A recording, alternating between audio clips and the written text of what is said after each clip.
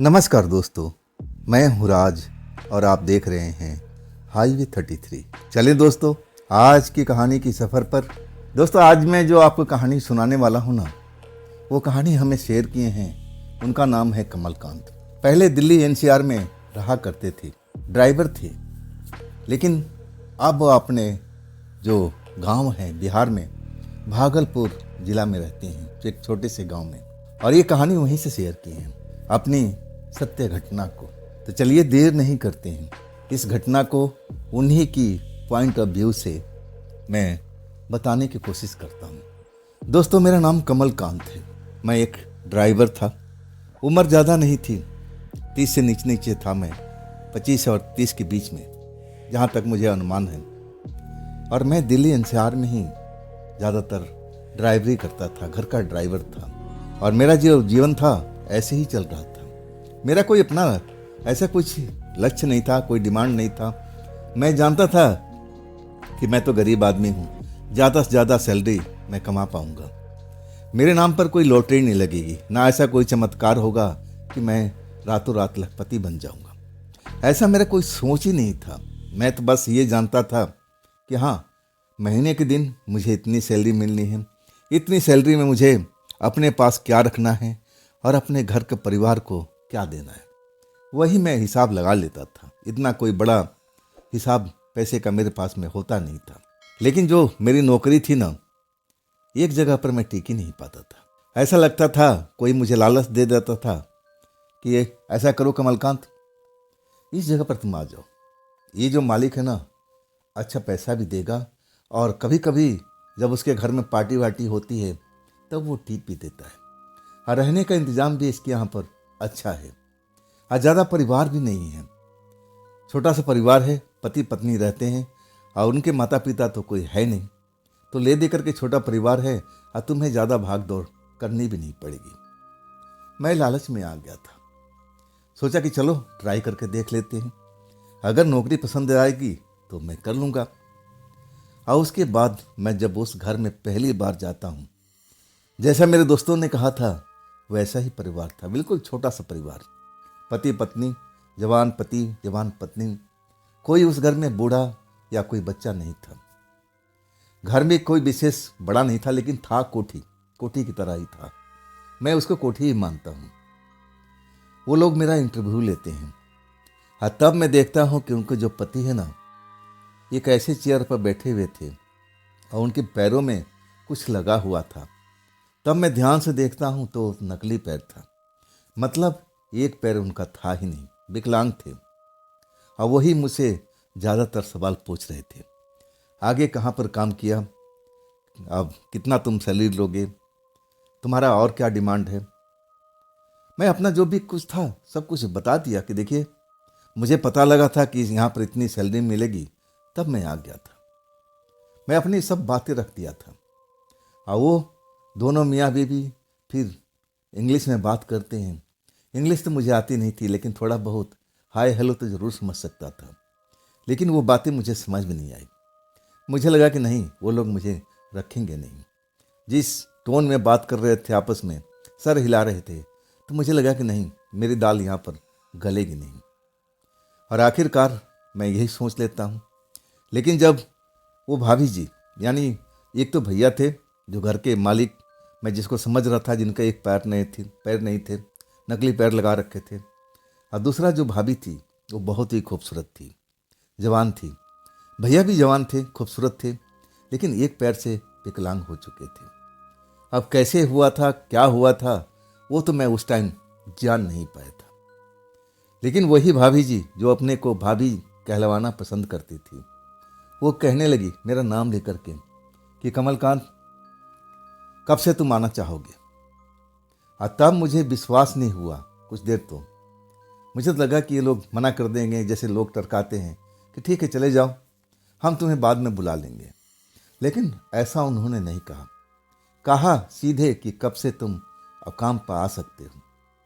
मैंने बोला कि आप आज की छोड़कर के जब से कहिए कल से मैं आ जाऊं, परसों से कहिए परसों से आ जाऊं। और तब भाभी जी जल्दी से कहने लगी ठीक है तुम कल से आ जाओ, और सुनो, अपना बोरिया बिस्तर जो भी है लेके आ जाना। मैं अब समझ तो गया था पहले ही, यार दोस्तों ने बताया था कि वहाँ पर रहने की भी सुविधा है, खाने पीने का सब सुविधा मिलेगा, छोटा सा परिवार है, तेरी तो ऐश रहेगी, तुझे तो बस अपना पैसा सूखा बच जाएगा।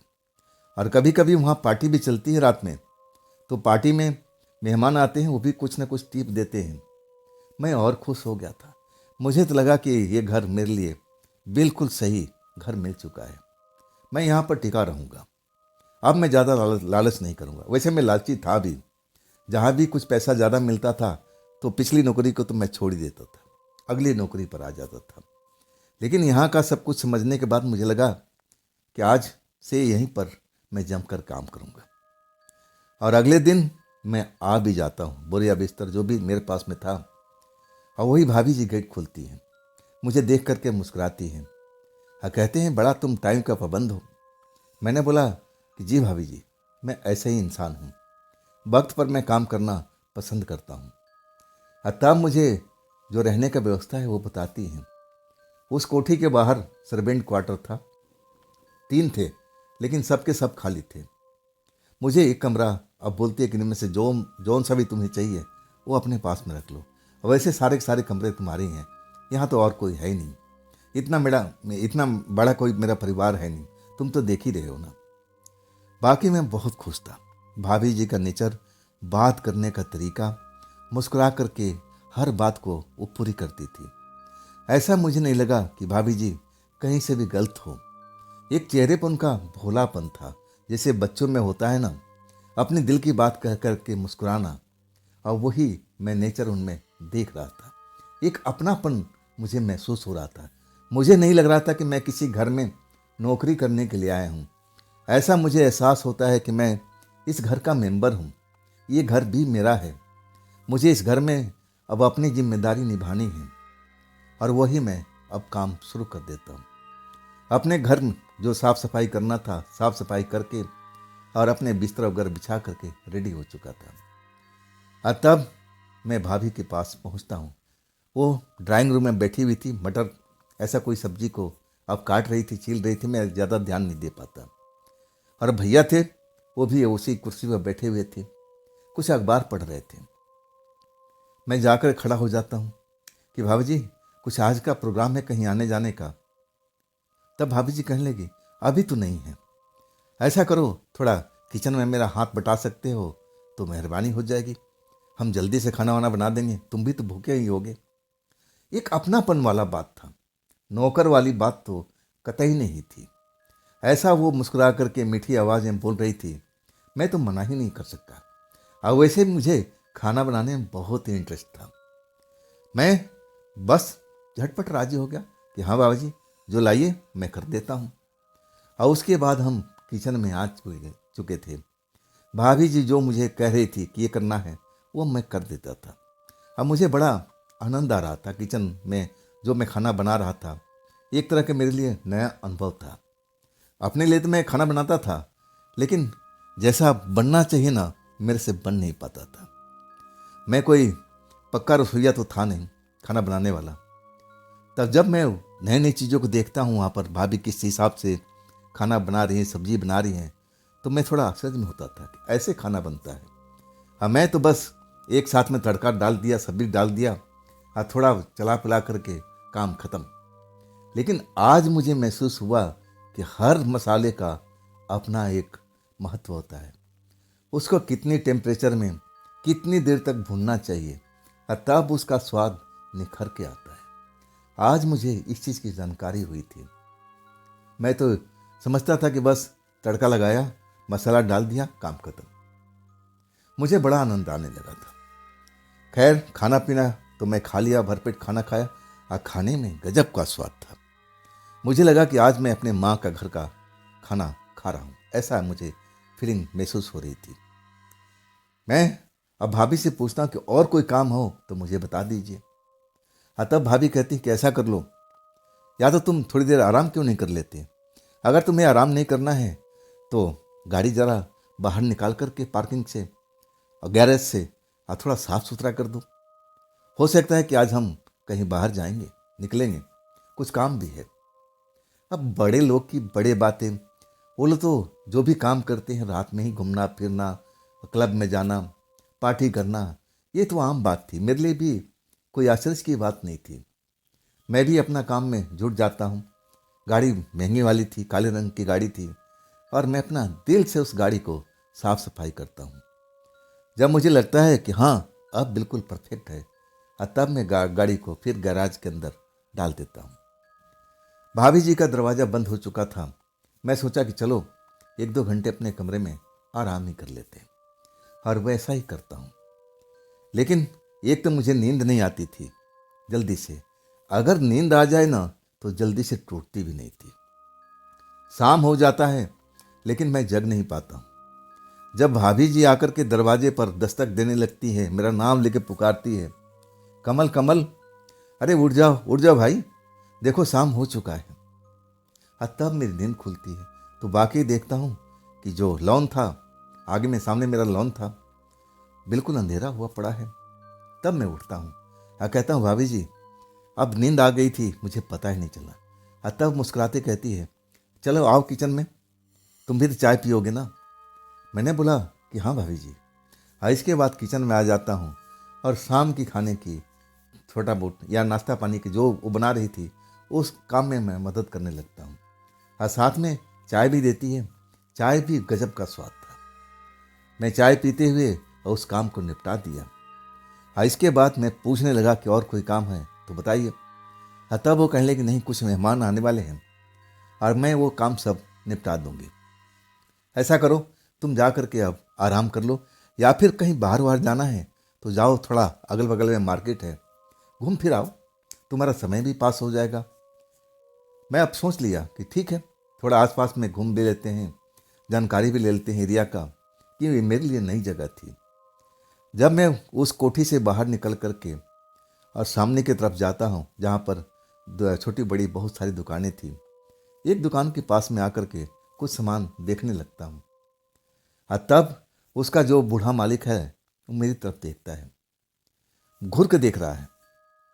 मैं कहता हूँ, चाचा आप मुझे क्या जानते हो? तब कहने लगे, नहीं बेटा, इतना जरूर जानता हूँ कि तुम उस कोठी में आए हो ना, ड्राइवर हो ना। अब सच कहूँ ना कि उसकी बात सुन के थोड़ा मुझे बड़ा अजीब सा लगा। मैंने कहा, हाँ चाचा, मैं उसी कोठी में आया हूँ, ड्राइवर हूँ, क्या कोई बात है क्या? तब कहने लगे, नहीं नहीं, ऐसे कुछ नहीं, मैं देखा था तुम उस कोठी से निकलते हुए, मैं जब उधर से आ रहा था तो ऐसे ही बेटा पूछ लिया, कोई बड़ी बात नहीं, ऐसा कुछ नहीं है। लेकिन उसकी बात में कुछ दम जरूर थी जो सामने नहीं ला रहा था, छिपा रहा था। मैं भी कहाँ पीछे हटने वाला था, और मैं भी उससे पूछने लगा कि कुछ तो बात है चाचा जी जो आप बाहर नहीं निकाल रहे हो। अरे कुछ बात है तो बता दो ना। तब चाचा जी कहने लगे, ऐसी बात नहीं बेटा, ऐसी कोई बात मेरे मन में है नहीं, अगर होता तो जरूर बताता। वो परिवार बेटा बिल्कुल अच्छा है, सही परिवार है, और तुम जम कर के यहाँ पर रहना, अच्छे ढंग से रहना। जहाँ तक मुझे जानकारी है परिवार में कोई कमी नहीं है। लेकिन ना जाने क्यों बेटा यहाँ पर ड्राइवर टिक ही नहीं पाते हैं। तब मुझे आश्चर्य होता है, ऐसा क्या होता है इस घर में कि ड्राइवर 5-6 महीने और उससे पहले ही काम छोड़ के चले जाते हैं। तुमसे पहले मैं ना जाने कितने ड्राइवर को देख चुका हूँ। मुझे संदेह है कि शायद तुम ठीक पाओ या ना ठीक पाओ। जब चाचा का बात सुनता हूँ ना तो मुझे भी थोड़ा अजीब लगता है कि भाई देखने में तो छोटा परिवार है और मिलनसार लोग हैं, भाभी जी भी बहुत मिलनसार हैं, भैया भी, बात में अब एक तरह से शहद टपकती है, तो ऐसा क्या हो जाता है भाई इस घर में? मुझे नहीं लगा कि ऐसा कुछ बात होती होगी। भाभी कभी नाराज हो ही नहीं सकती, जैसा उनका व्यवहार था, बात करने का तरीका था, ऐसा तो बिल्कुल मुश्किल था। मुझे लगा कि अरे ड्राइवर हैं भाई, ड्राइवर एक जगह पर रुकते कहाँ हैं? जहाँ उनको 2 पैसा ज़्यादा मिले, चलते बनते हैं, मेरी तरह वो भी होंगे। कहीं से ऑफर आ गई होगी कि तुम चले आओ, यहाँ ज़्यादा पैसा मिलेगा, और वो चले गए जैसे मैं यहाँ पर आया था। बात मैंने वहीं ख़त्म कर दिया। इसके बाद थोड़ा बहुत घूम फिर करके अब फिर मैं अपने उस कोठी में आ जाता हूँ। अंदर आता हूँ, अब भैया भाभी बैठे हुए थे और कुछ आपस में बात कर रहे थे। मैं अब वहाँ पर रुकना नहीं चाहता था। अब मैं कहने लगा, भाभी अगर खाना वाना बनाने में मदद करना है रात का तो बताइएगा, मैं जा रहा हूँ अपने कमरे में, थोड़ा आराम कर लेता हूँ। भाभी कहने लगी, ठीक है तुम चले जाओ, अब वैसे शाम का खाना यहाँ नहीं बनेगा, कुछ मेहमान आ रहे हैं, अब वही लेकर के आएंगे, तुम भी खा लेना। मैं भी खुश हो गया, चलो जी आज अच्छा सा खाना बाहर से मिलेगा, होटल वाला मिलेगा, उसका आनंद ही अलग है। इसके बाद अपने कमरे में आ जाता हूँ। मेरे पास में मूंगफली हमेशा रखता था, मुझे मूंगफली खाने की आदत थी। आधा किलो एक पाव में जब भी फुर्सत में होता था तो खरीद कर रख लेता था। और जब मुझे याद आती थी, हल्का फुल्का भूख के एहसास होता था, तो मूंगफली को छील कर खाने का जो स्वाद था ना, वो अलग ही था। और वैसे मुझे हल्का फुल्का भूख लगी हुई थी, मूंगफली को मैं छील करके और आनंद ले रहा था, ऐसे ही मैं खाता था। छिली हुई मूंगफली मुझे बिल्कुल पसंद नहीं थी, जिसमें थोड़ा सा मेहनत लगे, टाइम लगे और उसका स्वाद कुछ अलग ही आता है। मैं देख रहा था कि 10 बज चुका था और अभी भी कोई गाड़ी हमारे कोठी के अंदर नहीं आई थी जिसमें पता लग सके कोई मेहमान आया हो। अब मेरा जो घर था, सर्वेंट क्वार्टर था, गेट के बिल्कुल पास में ही था। कोई भी आता तो आवाज़ तो ज़रूर आती, या तो मालकिन गेट खोलती या फिर मुझे आवाज़ देती, लेकिन ऐसा कुछ भी नहीं हुआ था। 10 बज चुका था, मुझे भूख की एहसास हो रही थी, पता नहीं कब ये लोग आएंगे, कौन लोग आएंगे, क्या खाना लाएंगे। तब तक मैं मूंगफली पर अपना हाथ साफ कर रहा था। 11 बज जाता है, मेरी मूंगफली भी ख़त्म हो जाती है। अब मैं क्या करूं, खाली बैठ गया था। 11 बज चुका था, मुझे लगा कि वो लोग शायद भूल गए, आज कोई नहीं आने वाला है, चल बेटा अब तू ऐसे ही सो जा। फिर मेरा मन कहता है कि नहीं, एक बार चल के देखना चाहिए, भैया भाभी तो देर रात तक सोते हैं, क्या पता। मैं चला जाता हूँ और तब देखता हूँ कि भाभी अब वहाँ पर जो खाने का टेबल था, वहाँ पर प्लेट वगैरह सब कुछ सजा रही हैं, उसमें छुरी कांटा जो अगड़म बगड़म होता है सब वो रखती जा रही हैं। जब मुझे देखती हैं तब मेरे को बुलाती हैं, अरे कमल मैं तो तेरे को भूल ही गई थी, ध्यान ही नहीं आता है, आजा आजा मेरे काम में मदद करा। मैं खुशी खुशी उस काम में शामिल हो जाता हूँ। तब मैं कहता हूँ कि भाभी जी कितने बजे तक मेहमान आएंगे। तब वो मेरी तरफ देखती है, मुस्कुराती हैं, कहती भूखा है क्या, जा कुछ फ्रिज में रखा हुआ कुछ न कुछ फल फ्रूट होगा, अपना पेट तो भर ले, अभी शायद वो लोग लेट हो चुके हैं, शायद 12 के ऊपर ही आएंगे, अब तक तो भूखे है, आ जाता ना मेरे पास में, मैं कुछ ना कुछ तेरे को खाने को दे देती। भूख तो लगी हुई थी और वहाँ का काम मेरा ख़त्म भी हो गया था। मैं सीधा किचन में पहुँचता हूँ, फ्रिज खोलता हूँ और 2 एप्पल को उठा लेता हूँ। और फिर मैं अपने कमरे में कि चलो जब मेहमान आएंगे तब देखा जाएगा, अगर भाभी जी बुलाएंगी तो मैं चला जाऊँगा, नहीं तो मेरा तो काम हो चुका था। बड़े बड़े एप्पल मैंने 2 लाल लाल रंग के ले लिए थे और उसी को मैं अपने घर में आकर के चाकू से काट करके आराम से बैठ करके खा रहा था। लेकिन 12 भी बज गए, कोई मेहमान का आता पता नहीं था। ये कौन सा मेहमानगिरी यहाँ पर चल रही है भाई, रात को आधी रात के बाद में कौन मेहमान आता है, कितना ही दूर से आएगा तो समय तो पहुँचना चाहिए। लेकिन मैं पूछ नहीं पाया था कि मेहमान कहाँ से आ रहे हैं, कौन हैं, अब इस घर में क्या होने वाला है, मुझे कुछ भी जानकारी नहीं थी। मैं एप्पल खा लिया था, अब भूख भी एक तरह से ख़त्म हो चुकी थी।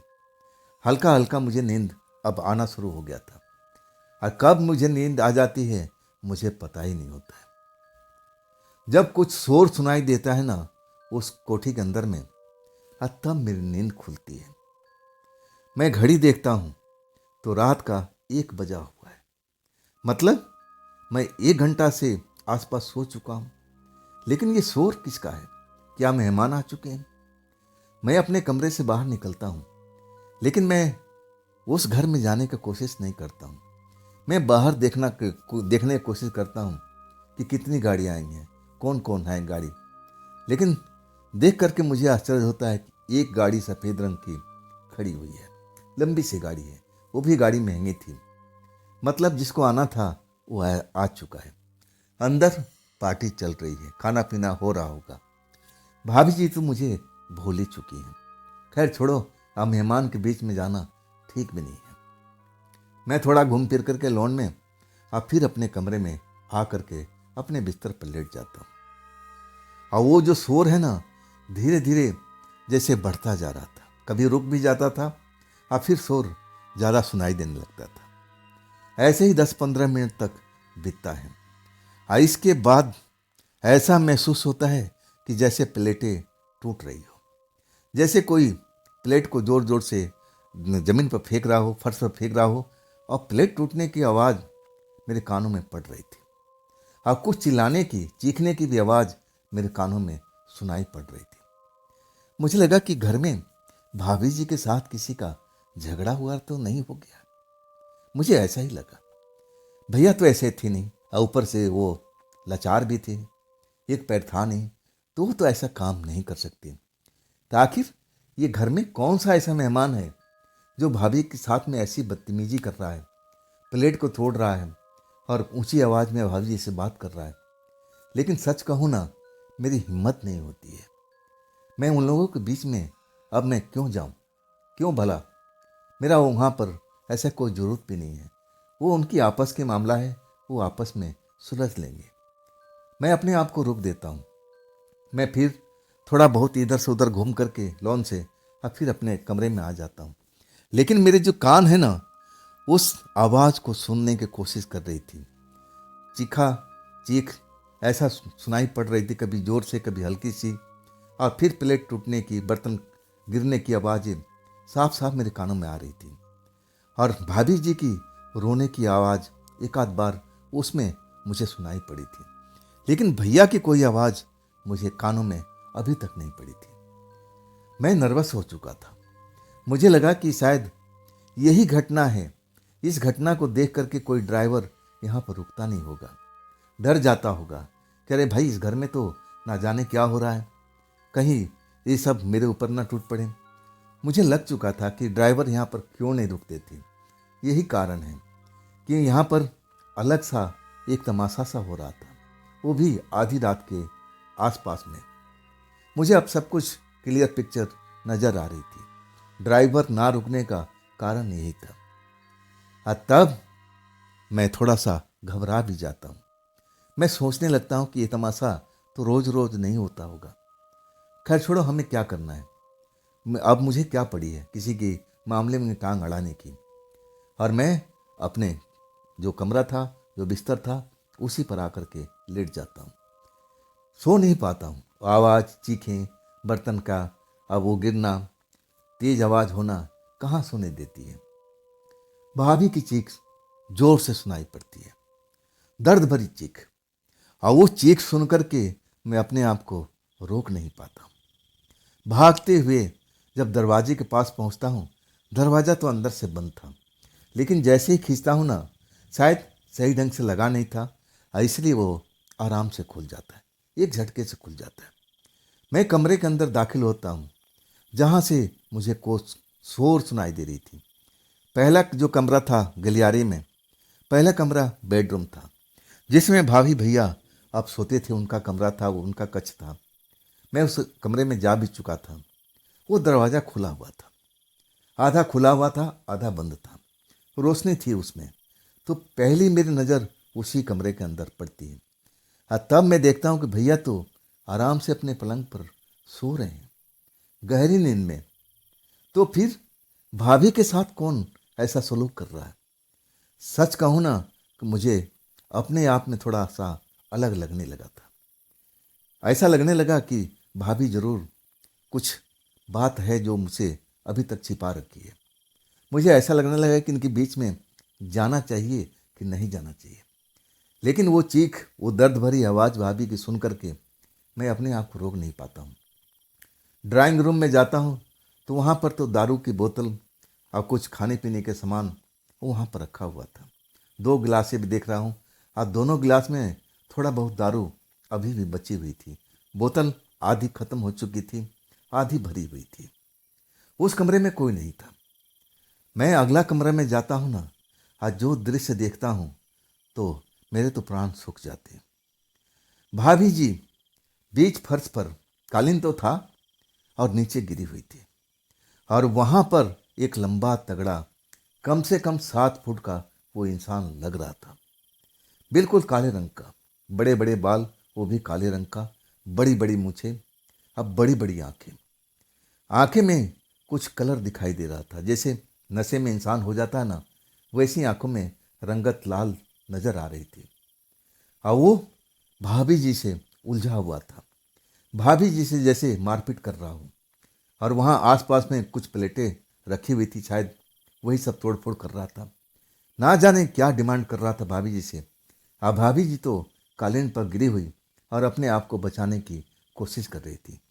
मैं देखा भाभी जी के कपड़े कई जगह से फटे हुए दिखाई दे रहे थे, या उनके साथ में जोर जबरदस्ती करने का कोशिश भी हो रही थी।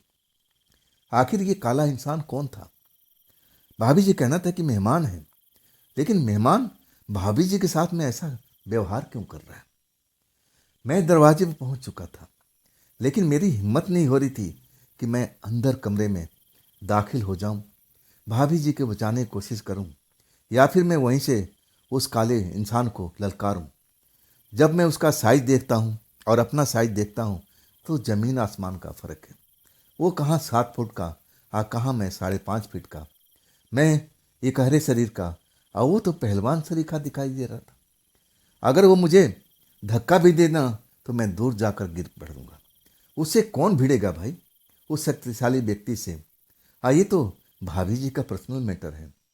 मैं ये सब देख करके बिना भाभी की नज़रों में आए हुए, फिर मैं चुपचाप वापस होने लगता हूँ।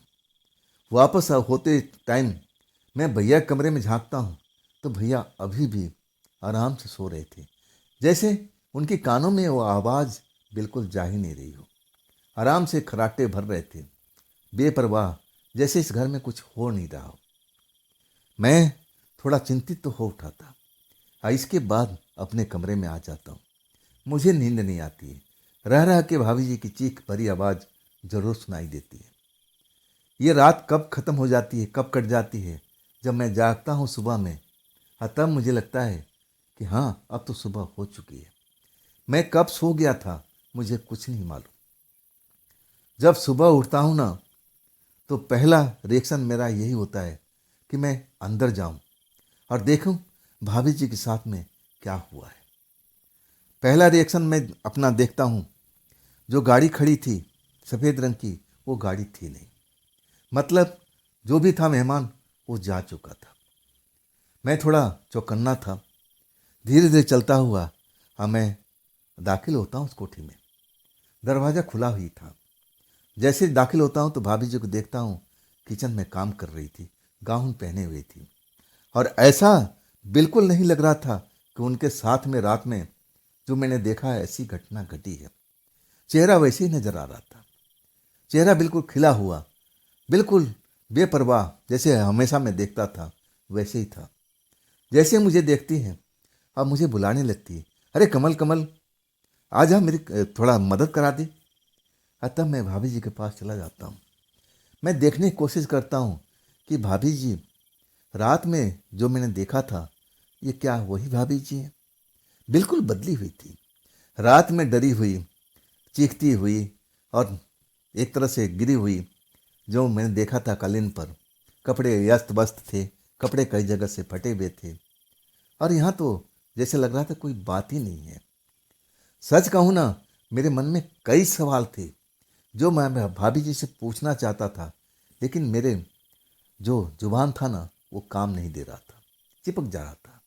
छोड़ो ना यार, मुझे क्या पड़ी है, तुम नौकरी करने आए हो।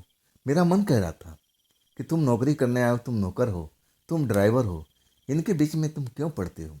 इनकी आपसी मामला है, जरूर इनका कोई रिश्तेदार होगा या कुछ ना कुछ होगा, हमें उससे क्या करना है। मैं शांत रह जाता हूँ। मेरा जो मन में सवाल है वो मेरे मन के अंदर ही रह जाता है। तब भाभी कहती है कि तुम सो चुके थे, तुम गहरी नींद में थे, मैं तो गई थी तुम्हें उठाने के लिए। तब मुझे लगा कि नहीं, किसी सोते हुए को उठाना नहीं चाहिए, तुम भूखे रह गए थे रात में ना। तब मैं कहने लगा, मैं भूखा कहाँ था, मैं इतने बड़े बड़े एप्पल फ्रिज से लेके गया था और उसी से मेरा पेट भर गया था। मैं जरा भी महसूस नहीं होने दिया कि जो मैंने देखा था वो क्या था। मैं बिल्कुल भाभी जी को पता तक नहीं लगने दिया था। इसके बाद भाभी जी मुझे कप देती हैं, कॉफ़ी बना हुआ था, जाओ अपने भैया को दे आओ। मैं आता हूँ और भैया अखबार पढ़ रहे होते हैं, उनके पास में और क्या काम, और मैं कप दे देता हूँ।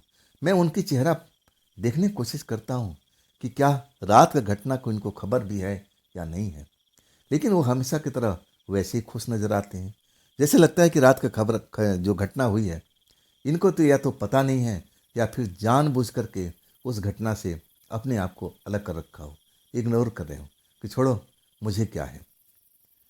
मैं सारा दिन उसी चिंता में डूबा रहा। रह रह के मेरे मन में सवाल उठता था कि जो मैंने रात को देखा वो सब क्या है, क्या था वो। ये भाभी जी के जो साथ में हुआ था मेरे लिए कोई मामूली बात नहीं था। अब मुझे रह रह करके याद आता था वो जो बूढ़ा चाचा दुकान पर मुझे मिले थे और वो कह रहे थे कि बेटा इस घर में कोई ड्राइवर रुकता नहीं है। कोई 3 महीने, कोई 4 महीने, कोई 5 महीने, इससे ज़्यादा मैंने इस घर में ड्राइवर को रुकते देखा नहीं है। अब मुझे लगने लगा कि यही घटना होगी। ऐसी घटना अब इस घर में घटेगी तो ड्राइवर बेचारे तो डर ही जाएंगे। लेकिन मैं अब इस घर से भागूंगा नहीं, मैं नहीं इस काम को छोड़ूंगा। ऐसा घर मुझे कहाँ मिलेगा और दूसरे के काम में मुझे क्यों दखल देना है। अभी तक जो भाभी जाती थी मैं तो गैरेज से गाड़ी निकाल देता था और मैं कहता था कि मैं चलूं, तब वो मना कर देती कि नहीं, पास में तो जाना है, तुम घर में रहना, भैया का थोड़ा देखभाल करना और मैं जो भी काम है करके आ जाऊंगी। वो मुझे लेकर नहीं जाती थी, अकेला ही ड्राइविंग करती थी और कभी कभी 4-5 घंटे उस घर से, उस कोठी से गायब रहती थी। भैया उस घर में अकेले रहते थे, वो बेचारे पड़े रहते थे, लेकिन भाभी उसको लेकर नहीं जाती थी भैया को। ज़्यादातर अकेले ही ड्राइव करना पसंद करती थी। तो मुझे किस लिए रखा था? सिर्फ गाड़ी बस गैरेज से निकालने के लिए, साफ़ सफाई करने के लिए? मुझे लगा कि मुझे क्या है, जब मुझे पैसा अच्छा मिल रहा है, खाने पीने को मिल रहा है, तो अब मुझे और क्या चाहिए। छोड़ो ना, जो कर रही हैं करने दो। मैं अपने मन को शांत कर लेता हूँ और 1 हफ्ता तक ऐसी घटना फिर नहीं दोहराई जाती। आराम से मुझे दोनों टाइम भोजन मिलता है, नाश्ता भी मिलता है और हंसी खुशी वो भी परिवार रहता है। आखिरकार वो रात आती है 1 हफ्ते के बाद में। फिर उस रात को जब शाम होता है ना, तब भाभी कहती है कि कुछ सामान तू मुझे ला करके मार्केट से दे दे, पर्ची बना के देती है। मैं कहता हूँ कि आप नहीं चलेंगी?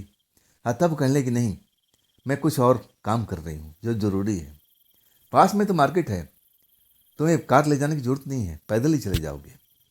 पैसे देती हैं, पर्ची देती हैं और बड़ा सा थैला देती हैं। अब मैं मार्केटिंग करने निकल चुका था, सारा सामान खरीद करके थैले में रख लिया और आखिरी बार जब पर्ची को देखता हूँ तो बस 2 सामान उसमें बाकी थे। दोनों सामान को जब मैं देखता हूँ तो मुझे नहीं लगता है कि कोई बड़ी बात है, ये तो घरों में अब इस्तेमाल करने वाली चीज़ है। एक तो था 5 किलो मटन और 2 दारू की बढ़िया वाली बोतलें थी, दोनों की दोनों महंगी थी। और उस घर में नॉन वेज बनता था, भाभी जी बनाती थी, अंडा भी बनता था। ऐसा कोई परहेज नहीं था कि उस घर में कोई नॉन वेज वगैरह नहीं खाता है। लेकिन 5 किलो, मैं हिसाब लगाने लगा, एक तो मैं, एक भाभी जी और एक भैया, शायद कोई मेहमान भी आ रहा होगा, उसके लिए होगा। सब मिला जुला करके आज तो मटन का स्वाद मिलेगा। मैं भी खुश हो जाता हूँ। मैं दारू फारू तो पीता नहीं था, ना मुझे और कोई ऐब थी, सीधा साधा इंसान था। अब मैं इस लफड़े में कभी पड़ना भी नहीं चाहता था। मटन भी ला देता हूँ, दारू की 2 महंगी वाली बोतल भी ला देता हूँ और भाभी जी को सब कुछ हिसाब दे देता हूँ। भाभी जी कहती है कि ठीक है, आज मेहमान आने वाले हैं। मैं कहता हूँ कितने आएंगे भाभी जी? तब कहती है जब आए नहीं तो खुद ही देख लेना। मैं कहने लगा कि अगर आधी रात के बाद में आएंगे तो मैं सो जाऊंगा, जैसे उस रात को हुआ था। मैं तो देख ही नहीं पाया, मैं अनजान बन चुका था कि आपके घर में कौन आया था और मैं भूखे भी सो गया था। तब वो कहने लगे आज भूखे नहीं सोना है। अगर देखो, अगर मैं उनके साथ काम में, कोई काम हम करते हैं उसमें बिजी हो जाएं तो तुम किचन में आ जाना। किचन में मैं तुम्हारे लिए खाना ढक के रख दूंगी और उस खाना को ले जाना और अपने कमरे में आराम से बैठ के खा लेना। लेकिन हमें उस टाइम में कोई डिस्टर्ब मत करना, क्योंकि वो मेहमान है ना, वो हमारे लिए फाइनेंसर है। हाँ, तुम्हें पता है ना कि भैया काम पर तो जाते नहीं, अब ऐसे हालात में खर्चे भी बहुत हैं। तो जो मेहमान हैं वो हमारे लिए भगवान से कम नहीं है।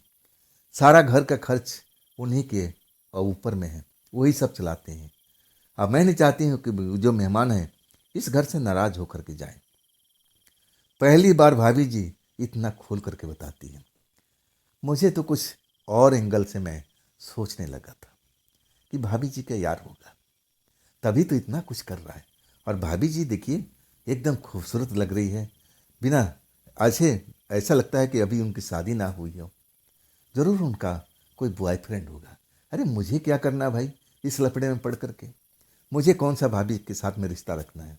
उनका शरीर है, उनका मन है, उनका कोठी है, जो चाहे करें, हमें क्या करना है। हमें तो अपने सैलरी से मतलब है और खाने पीने से मतलब है। अब वो क्या करती हैं मुझे उसमें कोई रुचि नहीं है। लेकिन मन में एक खटका जरूर उठ रहा था। उस रात मैंने जो देखा था, भैया उस कमरे में आराम से सो रहे थे, उनके पीठ के पीछे ये सब चल रहा था, या जानबूझ करके भैया इग्नोर कर रहे थे। क्या उनको इस चीज़ों के बारे में जानकारी था कि जब वो सो जाते हैं और तब भाभी जी का प्रेमी आता है, उनके साथ अब ऐसा व्यवहार करता है और भैया को पता भी नहीं चलता, या तो जानबूझ के इग्नोर कर रहे हैं या फिर उनको मालूम भी नहीं है। थोड़ा सा मैं उन पर दया सा आने लगती है कि बेचारे के अगर पैर सही होता तो इनके साथ में ऐसी दुर्दशा भी नहीं होती। लेकिन मेरे सोचने से क्या होता है, बड़ी लोग की बड़ी बातें और उनकी बातों में अब एक तरह से मैं कहाँ आने वाला था। छोटा सा अदना सा इंसान था मैं, ड्राइवर, मेरी क्या औकात थी उस घर में। और मैं सब दिमाग में जो भी उलझन थी वो मैं सुलझाने की कोशिश करता हूँ। अब मैं अपने मन को सेट कर दिया था कि हाँ, वो मेहमान वही होगा, वही सफ़ेद गाड़ी वाला काला सा इंसान, देखने में 7 फुट से कम नहीं। भाभी जी उससे खुश हैं तो हमें क्या करना। और शायद भाभी जी ने आज बोल भी दिया तो वो मेहमान है, हमारे लिए तो फाइनेंस का काम करता है, वही सब घर का खर्च वगैरह सब कुछ चलाता है, पैसा देता है। तो मैं भी मान चुका था कि भाभी जी का बॉयफ्रेंड है। अब मैं इस लफड़े में तो बिल्कुल नहीं पड़ूंगा। उस रात मैंने गलती कर दिया था। मैं अपने आप को सोचता हूँ कि मुझे उस जगह पर जाना नहीं चाहिए था। अगर भाभी देख लेती या फिर वो काला इंसान देख लेता तो मुझे तो नौकरी से लात मार करके भगा दिया जाता। मैं बच गया था। चलो आज के बाद मैं ऐसी कभी गलती करूँगा नहीं। अब सब कुछ पिक्चर साफ हो चुका था, ऐसा कुछ छिपा हुआ नहीं था। आखिरकार किचन में हम सब खाना बनाने की तैयारी में करने लगे, भाभी और मैं दोनों मिल करके। भाभी जी मटन बढ़िया बनाती थी। जब बनाने लगी ना तो स्वाद मुझे बहुत ही अच्छा लग रहा था। शायद भाभी को लगा कि स्वाद पसंद आ रहा था और तब वो कटोरी में निकाल करके मुझे देती है एक आध पीस कि ज़रा टेस्ट करके बताओ कैसा स्वाद है। मैं खाता हूँ, टेस्ट करता हूँ तो स्वाद तो गजब का था। मैं भी उस स्वाद का तारीफ़ करता हूँ कि भाभी जी आपके हाथों में जादू है।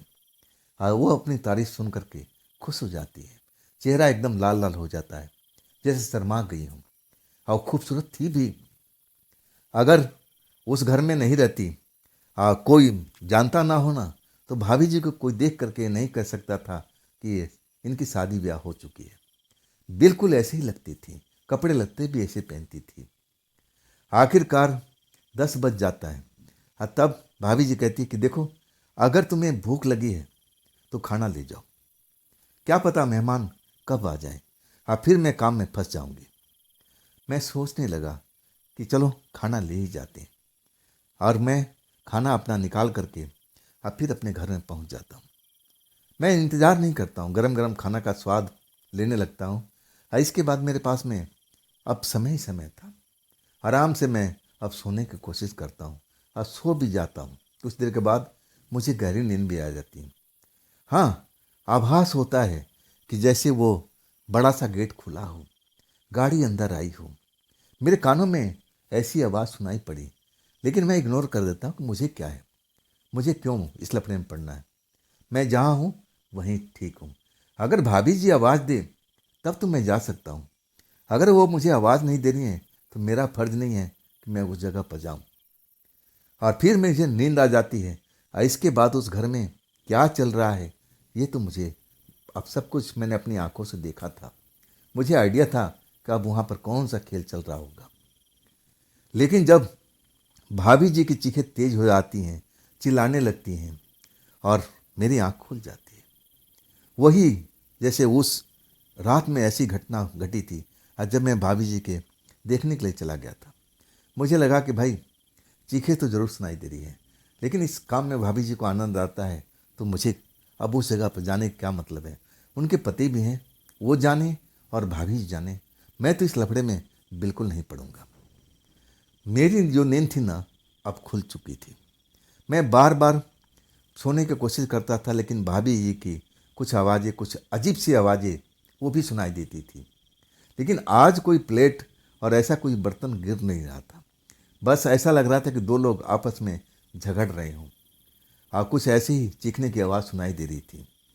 और ये भी आखिरकार वो चीखें थोड़ी शांत हो गई थी। बिल्कुल नॉर्मल सा लग रहा था कि अब तो यहाँ पर कुछ भी नहीं है। जो कुछ झगड़ा है, जो कुछ बात है, सब कुछ खत्म हो चुकी थी। गेट खुलने की आवाज़ आती है।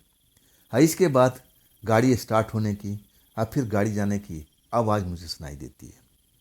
लेकिन गेट बंद नहीं होता है, वो आवाज़ मुझे सुनाई नहीं देती है। तब मैं थोड़ा सांस रोके इंतज़ार करता हूँ। जब कोई गेट नहीं बंद करता है ना, हाँ, तब मैं अपने कमरे से बाहर निकल जाता हूँ, लॉन में आता हूँ। और जब बड़े वाले गेट को देखता हूँ, जो मेन गेट था, दोनों पल्ला खुला हुआ था। मतलब जो भी इस घर से आया था और वो जल्दीबाजी से निकला है और गेट को बंद करना भी भूल गया है। तो भाभी जी कहाँ पर है? पहले तो मैं गेट को जा कर के बंद करता हूँ। हाँ, इसके बाद कोठी वाले मेन गेट पर जा कर के खड़ा हो जाता हूँ। उसका एक पल्ला खुला हुआ था और एक पल्ला बंद था।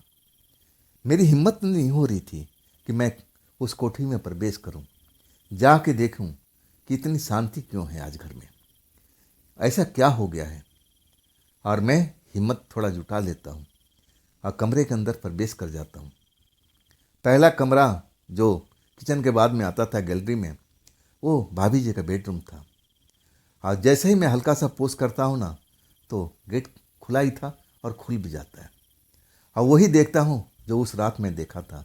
भैया आराम से बेड पर लेटे हुए थे, खर्राटे भर रहे थे, दिन दुनिया से बिल्कुल अलग थे। तो आखिर भाभी जी कहाँ हैं? भाभी जी कहाँ हैं? मैं अब दूसरे कमरे में देखता हूँ, ड्राइंग रूम में देखता हूँ, तो वही सीन मुझे नज़र आता है, उस रात वाली सीन। वहाँ पर दो गिलास और उसमें दारू की बोतलें और जो खाली थी, वो सब ऐसी ही चीज़ें मुझे वहाँ पर नज़र आती है। मतलब यहाँ पर पिलाने का काम चला था। तो भाभी जी कहाँ हैं? कहीं उसी कमरे में तो नहीं है। हाँ, जब मैं जाता हूँ उस कमरे में, दरवाज़ा खुला हुआ रहता है। कमरा अंधेरे में डूबा होता है, रोशनी कोई नहीं होती है। मुझे कुछ वहाँ पर अजीब तो नहीं लगता, ना किसी की आवाज़ सुनाई दे रही है। तो भाभी क्या इसी कमरे में है? क्या हुआ इनके साथ में? आज अंधेरा क्यों कमरा है? मेरा तो सांस चढ़ने लगी थी। आखिर भाभी जी के साथ में क्या हुआ? इतनी इस कमरे में खामोशी क्यों है? क्या भाभी जी के साथ में कुछ गलत तो नहीं हो गया? मेरा दिल कांपने लगा था। मुझे लगने लगा कि मैं इस दरवाजे से अंदर जाऊं, रोशनी करूं और देखूं कि भाभी जी कैसी, किस हालात में है। मेरा मन कह रहा था कि नहीं, तू इस लफड़े में मत पड़। इस लफड़े में पड़ना तेरे को ठीक नहीं है। ये इनका पर्सनल मैटर है और इनको अपने आप भुगतने दे। तू अपने कमरे में लौट जा। मेरा जो मन था यही सलाह दे रहा था। लेकिन एक पागल मन भी होता है ना, वो पागल मन मुझे व्यग्र कर रहा था कि नहीं, इतनी सुंदर भाभी जी हैं और उनके साथ में कुछ हो गया होगा। नहीं नहीं, तुझे देखना चाहिए। अगर ऐसी कोई बात है, तेरा को मदद करना चाहिए। मेरे मन में अब इसी तरह के विचार उठ रहा था। और एक विचार ये भी उठ रहा था कि नहीं, तुम इस लफड़े में ना ही पड़ो तो बेहतर है। मेरा दूसरा मन अब कह रहा था कि इस कमरे की लाइट जलाओ। लेकिन फिर पहला मन करता कि नहीं नहीं, घर के अंदर चलो, अपने अपने अपने रूम में चलो, आप जाकर सो जाओ। मैं आखिरकार मैं उस कमरे में जाने को सोच लेता। मुझे मालूम था कि इस कमरे में अंधेरा तो होता नहीं है, ज़रूर कोई ना कोई बात ज़रूर है। या तो भाभी जी घायल हो चुकी हैं, या उनके साथ में कुछ और बात हो चुकी है। मदद तो करना चाहिए। और मैं आहिस्ते से जा कर के दरवाज़ा के बगल में स्विच बोर्ड था। घर में अब एक ही जैसे स्विच बोर्ड लगे हुए थे।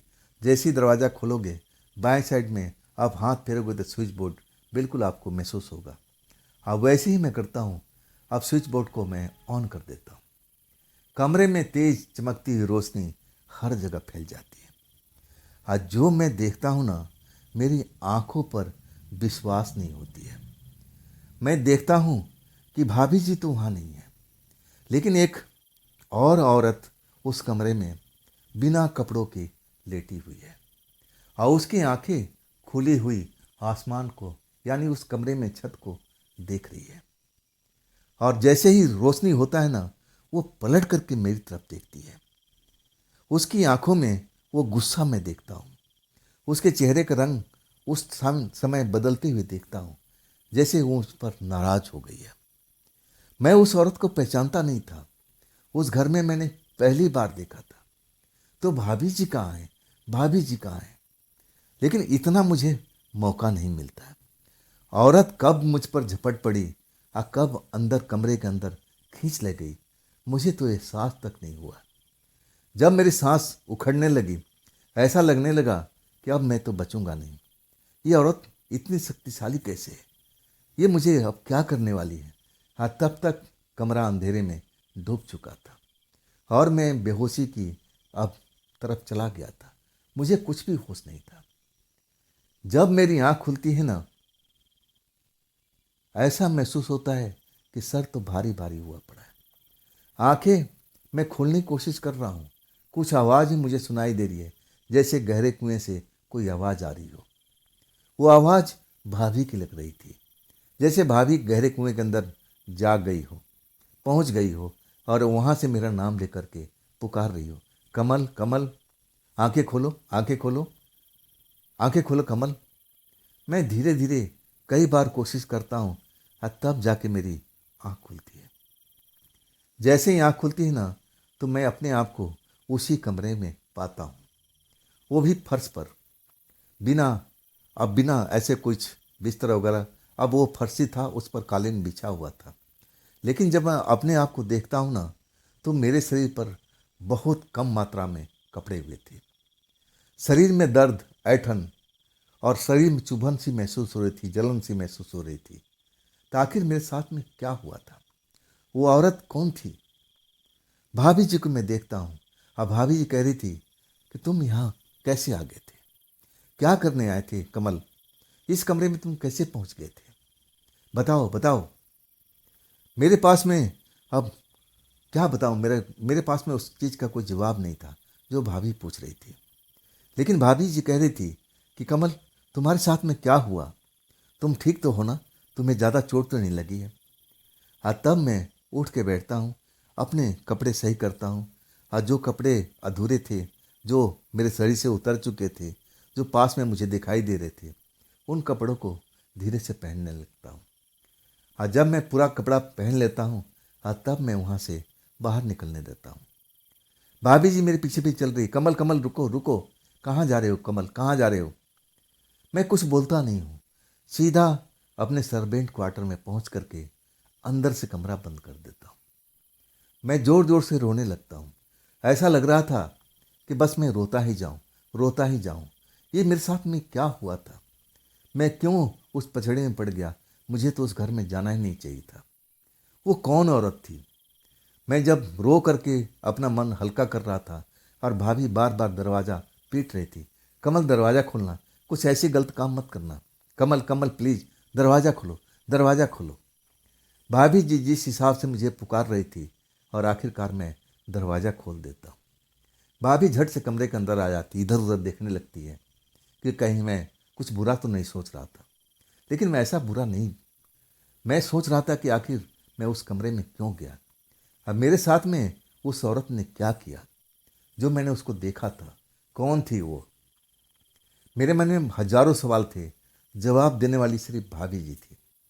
और तब भाभी जी कहने लगी कि कमल, तुम क्या उस कमरे में अपने आप चले गए थे? मैं बताता हूँ कि नहीं भाभी जी, अपने आप तो नहीं गया। मैं वो सारी बातें बताता हूँ कि मुझे तो आपकी चीख सुनाई दे रही थी। ऐसा लग रहा था कि आप पर कुछ जुल्म हो रहा है। आप चीख रही थी, चिल्ला रही थी। और फिर मैं अपने आप को रोकता हूँ, कमरे के अंदर नहीं जाता हूँ, कोठी में दाखिल नहीं होता हूँ, और मैं सोने की कोशिश करता हूँ। और तब गेट खोलने की आवाज़ सुनाई देती है, और फिर गाड़ी निकल जाती है। कुछ देर तक मैं ऐसे ही पड़ा रहता हूँ, और जब मुझे एहसास होता है कि गेट तो बंद होने की आवाज़ सुनाई नहीं पड़ी, और तब मैं गेट बंद करता हूँ। मुझे लगता है कि आपके साथ में कुछ बुरा तो नहीं हो गया है। और फिर मैं कमरे में दाखिल होता हूँ।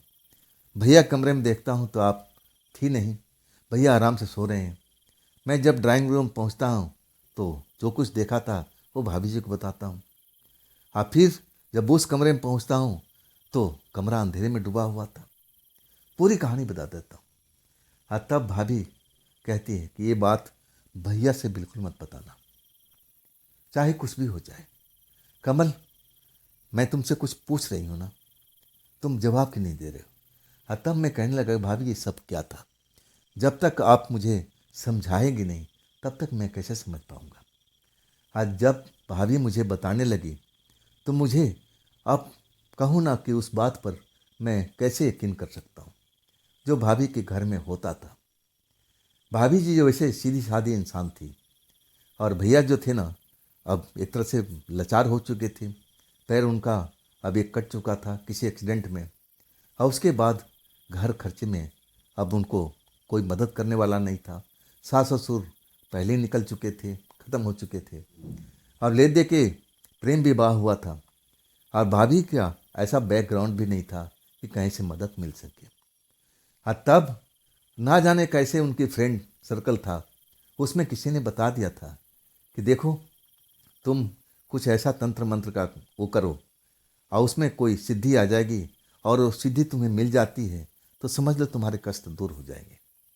जो भी तुम्हारे सामने में आएगा और जो भी तुम मुझसे मांगोगी वो तुम्हें दे देगा। मतलब एक तरह का काला जादू जैसा उनके घर में अब भाभी करने लगी थी। और वैसा हुआ भी। एक काला सा इंसान उनके सामने में आ गया था और वो मदद भी करने लगा था, लेकिन बदले में उसको और भी कुछ चाहिए था। दारू चाहिए था, मांस चाहिए था, और एक शरीर भी चाहिए था। शरीर का इंतजाम कैसे हो, इस चिंता में भाभी जी खुद अब एक तरह से परेशान हो गई थी। अगर पैसे को जुगाड़ करना था तो शरीर तो उसको चाहिए था देने के लिए, लेकिन कहाँ से दे। कई बार तो अब अपना शरीर भी अब उनको देना पड़ता था, लेकिन कुछ उन्होंने अलग से एक उपाय कर लिया था। उपाय था कि किसी और तंत्र मंत्र से एक लड़की को अब अपने तंत्र मंत्र की शक्ति से वो बुला लेती थी, और उसके सामने अब एक तरह से दाखिल कर देती थी कि जाओ तुम इसके साथ में। जब मैं गया था ना तो उस रात में भाभी जी उस कमरे में नहीं थी, उस कमरे से निकल चुकी थी। और वो जो लड़की थी ना, कोई काला जादू वाली थी, यानी तंत्र मंत्र वाली थी। या तो कोई पिशाचनी, या फिर याक्षनी, या ना जाने कौन। वो मुझे उस वक्त में मुझे दिखाई दी थी, और वो ही मेरे पर झपट्टा मार ली थी। अब मेरे साथ में उसने क्या किया मैं आज तक समझ नहीं पाता हूँ, लेकिन जो भी किया था मेरे साथ में उसने गलत किया था। जब भाभी जी पूरी बात बता देती हैं शॉर्टकट में, और मैं उन पर विश्वास भी कर लेता हूँ, और तब मैं कहता हूँ भाभी जी मैं यहाँ रुक नहीं पाऊँगा, मुझे कहीं और जाना पड़ेगा। लेकिन भाभी जी मुझे रोकने की, लालच देने की बहुत कोशिश करती है कि तुम मत जाओ, तुम नेक इंसान हो। और तब मैं रुक जाता हूँ, और वो मुझे वक्त वक्त पर मुझे मदद भी करती थी। जब मुझे कोई पैसे की ज़रूरत होती थी तो देती भी थी। लेकिन 1 साल से मैं ऊपर उस घर में रह नहीं पाया। वो दर्दनाक चीखें, अब मैं डरता था कि कहीं वो खेल मेरे साथ में कभी और दोबारा ना घट जाए। इसलिए जब भी वो ऐसा कहानी बनती थी उस रात को, जब वो मेहमान आता था तो मैं तो बड़ा चिंता में डूबा रहता था। अपने सर्वेंट क्वार्टर में अंदर से अच्छी तरह से लॉक करके और चुपचाप पूरी रात जब तक सुबह नहीं हो जाती थी मैं डरा हुआ रहता था। आखिर कब तक ऐसा डर में रहता, पैसे के लालच में। तब मुझे लगा कि ना, इस जगह मुझे छोड़ना ही पड़ेगा। तब मैं भाभी जी को बता देता हूँ कि भाभी जी, आप कोई दूसरा ड्राइवर देख लीजिए, मैं अब रुक नहीं पाऊँगा। अब मैं बहाना बनाता हूँ कि मेरी शादी होने वाली है और मैं अपने गांव अब जा रहा हूँ। आज सच कहूँ ना, उसके बाद से मैं अपने गांव पहुँच गया। अब मैं उस शहर में दोबारा नहीं गया। अपने गांव के आसपास ही मैं छोटा मोटा काम करने लगा। आखिरकार मैं अपने गांव में ही रह कर के अपने जीवन यापन और सब कुछ अब एक तरह से सेट कर दिया था। मुझे बाहर जाने की कोई आवश्यकता ही नहीं थी। तो दोस्तों, ये थी आज की कहानी, कमलकांत जी की भेजी हुई। ये कहानी आपको कैसी लगी, कमेंट में ज़रूर बताइएगा। अगर आपके पास भी ऐसी कोई घटना आसपास में घटी हो या आपके साथ में घटी हो, तो आप मुझे ज़रूर शेयर कीजिएगा इंस्टाग्राम पर और मेरे व्हाट्सएप नंबर पर या फिर मेरे मेल आईडी पर। दोस्तों, ये भी चैनल आप ही का है, तो इसको भी अपना प्यार दीजिए, दुलार दीजिए, लाइक कीजिए, सब्सक्राइब कीजिए, शेयर कीजिए अपने दोस्तों को और हाइप वाले बटन को ज़रूर दबाइएगा। तो दोस्तों, कल से मैं वो जो कमेंट वाला हिसाब किताब है, बोलने का, नाम बताने का, कल से मैं अब शुरू करने जा रहा हूँ। आप लोग अपना नाम, कहाँ का रहने वाले हैं, ज़रूर साफ शब्दों में ज़रूर लिखिएगा। तो दोस्तों, फिर हम कल मिलते हैं इसी चैनल पर और इसी टाइम पर। आप लोग अपना ख्याल रखिएगा। नमस्कार।